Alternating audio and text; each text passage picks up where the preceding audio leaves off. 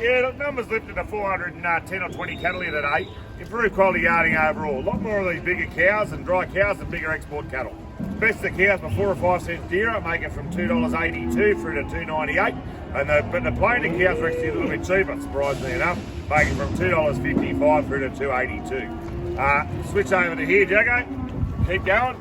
These are the export cattle here, all weighing sort of 530 to 620 or 30 kilos, and they were making from $3.38 through to $3.88.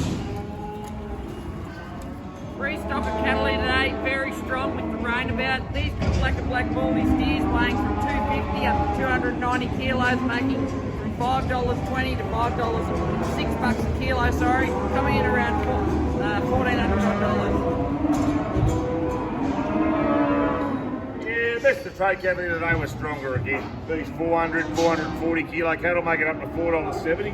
Very strong market all the way through.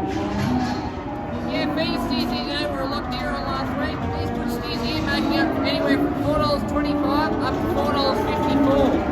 About 400 kilos. These Grecian steers coming out of Kangaroo Valley, weighing about 240 to 50 kilos. Coming in at 400 cents, staying local, going to Burraway.